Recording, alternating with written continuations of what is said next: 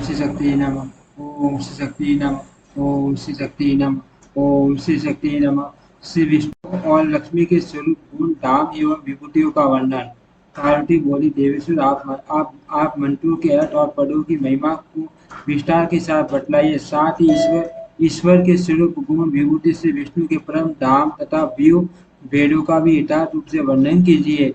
महादेव जी ने कहा, देवी सुनो, मैं परमात्मा के स्वरूप विभूति गुण तथा अवस्थाओं का वर्णन करता हूँ। भगवान के हाथ पैर और नेत्र संपूर्ण विश्व में व्याप्त है। समस्त भुवन और श्रेष्ठ धाम भगवान में ही स्थित है। वे महर्षियों का मन अपने में स्थिर करके विराजमान है। उनका स्वरूप विशाल एवं व्यापक है।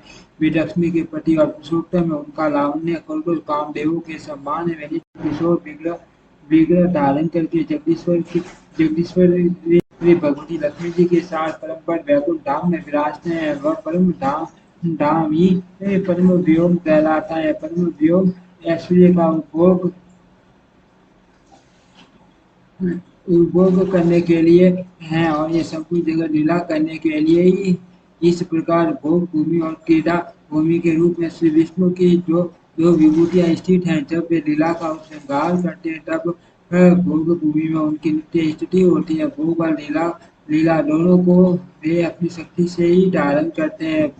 भोग भूमि या परम धाम त्रिपाद विभूति से व्याप्त है, अर्थात भगवत देवी भूति के तीन गुण उसकी स्थिति या इस प्रकार लोक में जो कुछ भी है वह भगवान की पाद विभूति के अंतर्गत है। परमात्मा की त्रिपाद विभूति नित्य और पाद विभूति अनित्य है। परम धाम में भगवान का जो शुभ विग्रह विराजमान है वह नित्य है। वह कभी अपनी महिमा से सीमित नहीं होता। उसे सनातन एवं दिव्य माना गया। वत्सला तरुणावस्था से सुशोभित रहता है। वह भगवान को भगवती श्री देवी और भूदेवी देवी के साथ नित्य संभोग प्राप्त। जगन माता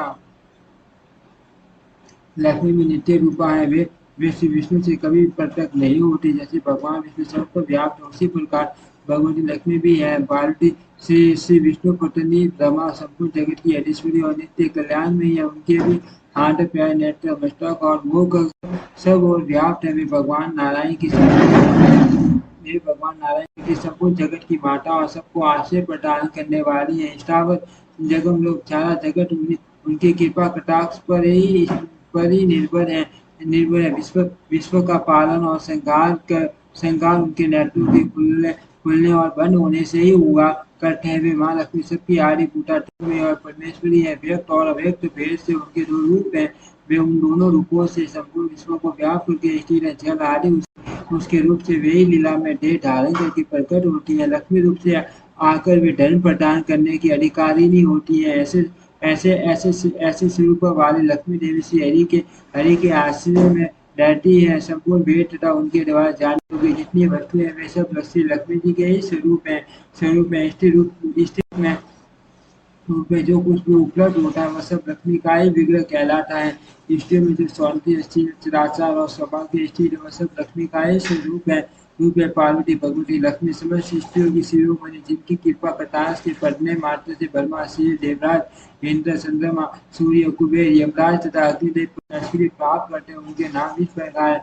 लक्ष्मी श्री कमला विद्या माता विष्णु प्रीति पंचाल्या प्रजास्ता पंचाक्षी पद्म सुंदरी भूतेश्वरी नित्या सत्या सर्वगता शुभा विष्णु पत्नी महादेवी शिरोडन कन्या श्री सागर की कन्या रमा अनंत लोक नाभि अनंत लोकों की उत्पत्ति केंद्र स्थान भू लीला सर्वसुख रुक्मिणी सर्व वेदवती सरस्वती गौरी शांति सवदा रति नारायण बरोरा श्री विष्णु की सुंदरी तथा विष्णु नित्यानुपायिनी सदा श्री विष्णु के समीप रहने वाली। जो प्राप्त काल उसके इन संपूर्ण नामों का पाठ करता है उसे बहुत बड़ी संपत्ति तथा विशुद्ध धन धान्य की प्राप्ति होती है। हिरण्य वर्णा हिरिणी सुवर्ण रजत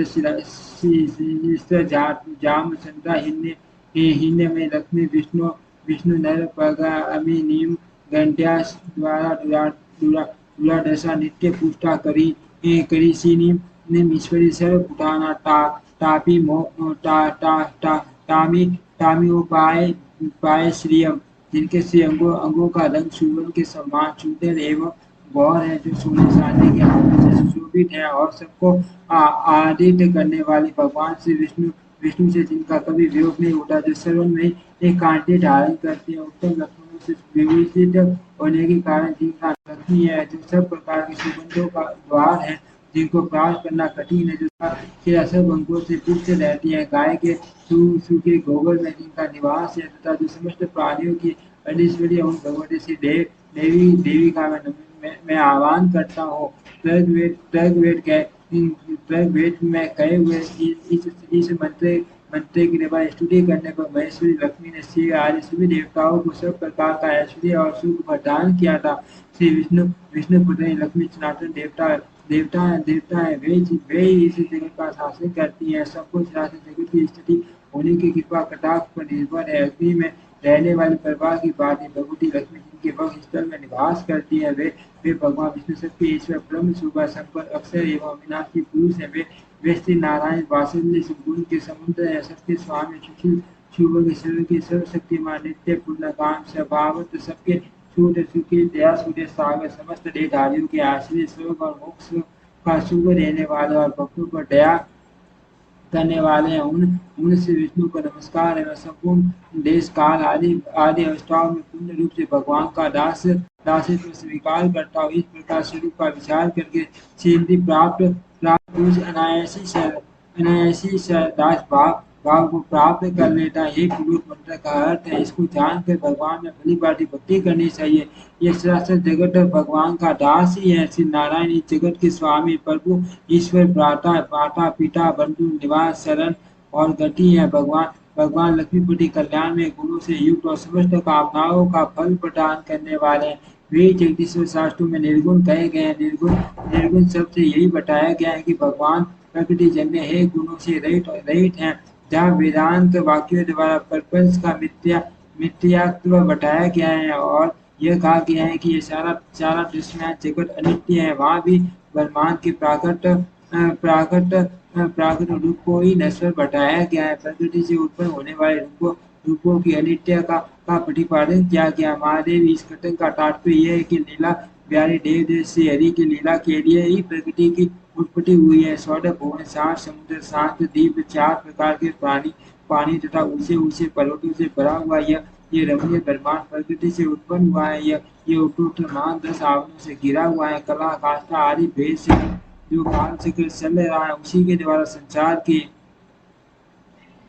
की सृष्टि पालन और श्रृंगार आदि कार्य होते हैं। एक सतयुग व्यतीत होने पर अव्यक्त जन्मा ब्रह्मा जी का एक दिन पूरा होता है। इतने नहीं बड़े दिन से 100 वर्षों की उनकी आयु मानी गई है। ब्रह्मा जी की आयु समाप्त होने पर सबका श्रृंगार हो जाता है। ब्रह्मांड के समस्त लोग काल अग्नि से दग्ध हो जाते हैं। शुरुआत पर श्री विष्णु की प्रकृति में उनका लय हो जाता है। ब्रह्मांड और आवरण के समस्त भूत प्रकृति में लीन हो जाते हैं। संपूर्ण जगत का आधार प्रकृति है और प्रकृति के आधार श्री हरि प्रकृति के द्वारा ही भगवान सारा जगत की सृष्टि और श्रृंगार करते हैं। दिवाली ने विष्णु लीला के लिए जगन में माया की सृष्टि की है। वही अविद्या प्रकृति माया और महाविद्या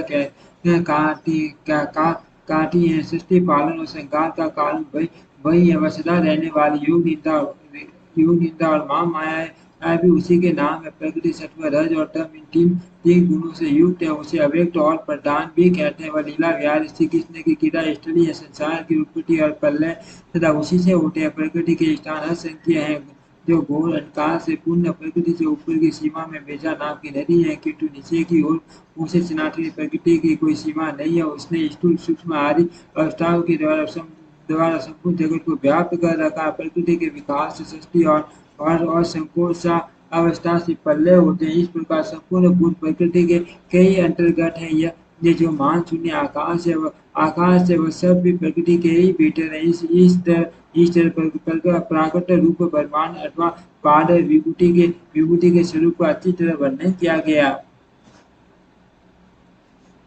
गिरिराज कुमारी हब त्रिपाल विभूति के स्वरूप का वर्णन सुनो। प्रकृति एवं परम व्योम के बीच विरजा नाम की नदी है। वह कल्याण में सहित वेदांगों के सवेरे जनित चर्च पर बाह्य रोटी है, उसके दूसरे पार में परम व्योम है, जिसमें त्रिपाद विभूति में सनातन अमृत शाश्वत नित्य एवं अनंत परम धाम है। वह शुद्ध सत्व में दिव्य अक्षर एवं एवं परम ब्रह्म का धाम है। उसका उसका तेज अनेक कोटि सूर्य तथा अग्नियों के समान है। वह धाम अविनाशी सर्ववेद में शुद्ध सब प्रकार के पल्ले से रहित परिणाम शून्य कभी जीर्ण होने वाला जागृत स्वप्न आदि अवस्थाओं से रहित रहने में मोक्ष पर ब्राह्मण नंद में सुख से परिपूर्ण नियुक्ता अनिकता तथा आदि अंत से शून्य सुख तेजस्वी होने के